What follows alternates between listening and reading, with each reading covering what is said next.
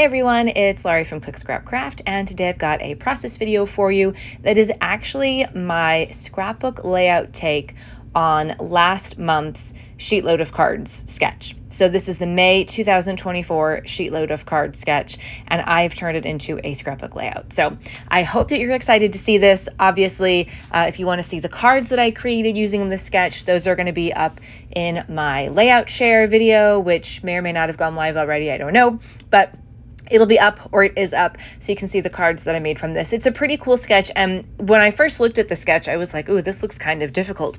But actually, it's really, really easy because it seems like it's a lot more papers than it is. You do have to cut 4 small paper strips when you're doing the card sketch. But obviously when you're doing it as a scrapbook layout, you don't have to do as much cutting. So in order to make this a scrapbook layout, I'm using a 12 by 12 piece of solid cardstock, and I chose the yellow because it was bright and I thought it would go well with some of the papers and the patterns in those papers. I am matting 2 photos that I have cut down to 3 by 4 size, and I'm matting them on some Easter Bunny paper. But what I have found is that when I'm using this paper as a mat, you can't see that there are Easter bunnies on it. It just kind of looks like a blue background with white pattern type of thing. So, that's a great way to use up holiday themed pieces of paper without actually having to use the theme. So the 2 photos and the matting, that's my center where the card says greeting. And then going around the card, I am adding branding strips. And these are branding strips that I have been saving. They've been on my desk waiting to be used, and I thought using them reminded me of the strips that were going around the greeting center of the card. But instead of just using 1 strip on each side, I'm actually going to build them out a little bit. So again, this is going to be a really great way to use up some branding strips, or even just pattern paper strips that you maybe have in your scrap stash, because this is all you have to do. You pick a background, you get your photos in the center. I've already adhered my photos down so that I can get a better idea of where these branding strips need to be, and I can start sticking those down. I found that the branding strips that have the pattern that does not go all the way across is not big enough for this. So if you have ones like that, you're going to have to use them for something else. But anything that has the branding strip with the pattern that goes all the way across the full 12 inches, those are going to work great for something like this. So I've put down my first 4 colors here. And they're not from even the same collection. They're just, again, random branding strips from my stash. One of them has, I think one of them is going to have cars on it. One of them has, I think that's stamps, passport stamps on it. I don't know. Some of them I do have to cut to try to get them a little bit smaller to the typical branding strip size because they were regular pattern paper strips. So I'm doing the best that I can to cut them down to that small size, but I'm just, mixing and matching from different collections, different colors, and I'm going to do 3 strips on each side. And that basically depleted the supply of branding strips that I had out on my desk. Now, of course, I have a plastic bag full of branding strips that I could probably stand to use up on something like this again. But I'll get to those. These are just the ones that I left out on my desk that as I was working with things over the past 2 months, I said, you know what, I'm just going to pop it into my little desktop organizer, and I will get to using those at some point. And this card sketch seemed like the best way to do it.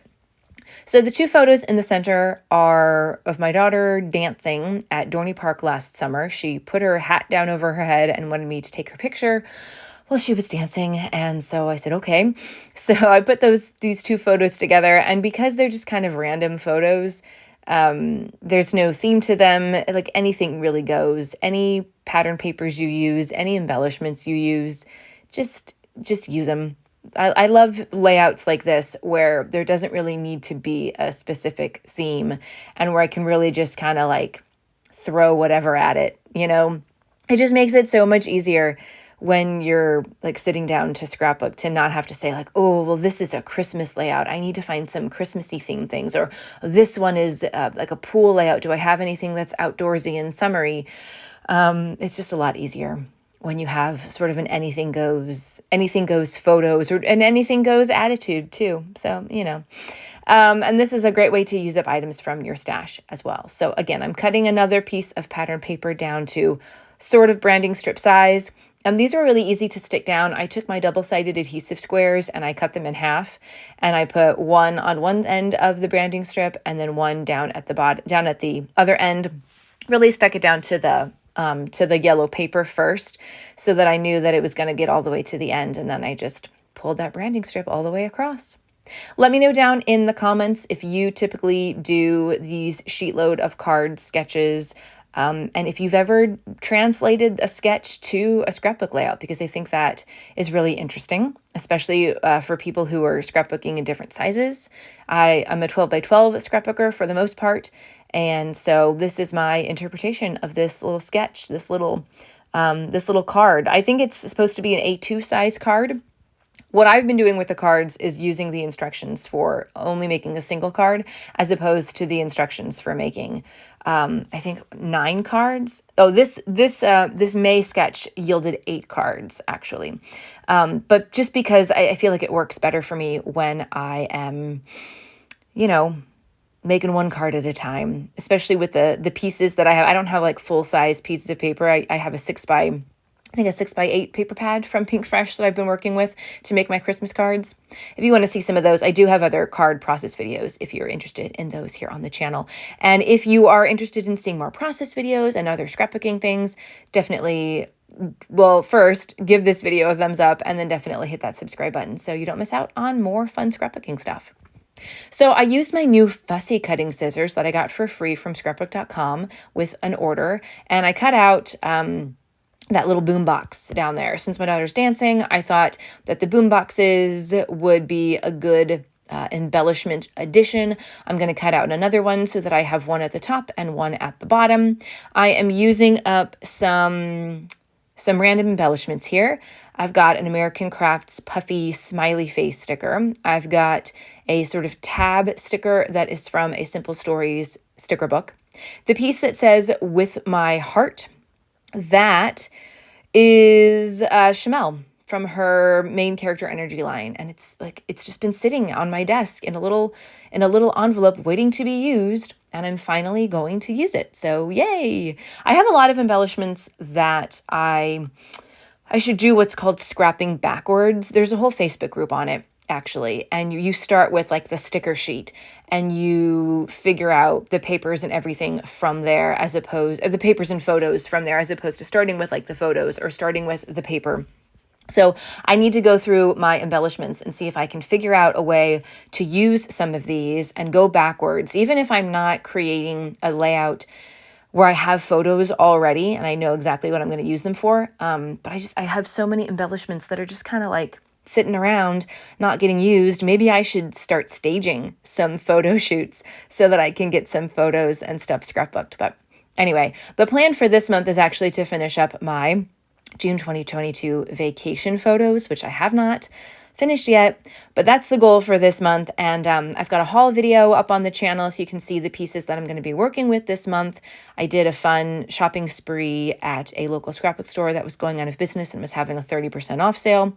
And my photos, at the time of this voiceover, I'm still waiting for the photos to be coming. They're coming my way. I just haven't received them yet. I ordered them from Shutterfly. I ordered them all 4x6. I had been trying to do different sizes and just print them in the proper size that I wanted. And I think that was what caused the delay of getting these photos finished, was that I was just taking too much time and really overthinking things. So basically, I'm not going to overthink anymore. I'm just printing them all out in 4x6, and I'm just going to put them on layouts and get them done, because that's what needs to happen. So I'm hoping this month that I can do some scrapbook lives so that you guys can follow along with me as I get these photos finished up. I don't think I'm going to finish everything from June 2022 this month, but I will definitely be making a big dent in the a big dent. Yeah. And that's always a plus. I can at least get some layouts put into page protectors and put into my June 2022 album. I have the album, I just don't have all the pages done. So I'm adding a few little enamel dots just to finish out those embellishment clusters. Again, with enamel dots, I like to do things in groups of 3, so big, medium, and small. They can be the same color or they can all be different colors. Doesn't really matter. I think it looks like I'm doing some different colors here, although they're like a red tone, red and pinks, because they're from a red and pink themed Alta New enamel dot collection. I'm writing in the journaling just right on that yellow pattern paper there. And that's pretty much gonna be it for this. This was very easy to do, especially because with the branding strips, there was minimal cutting that needed to be done.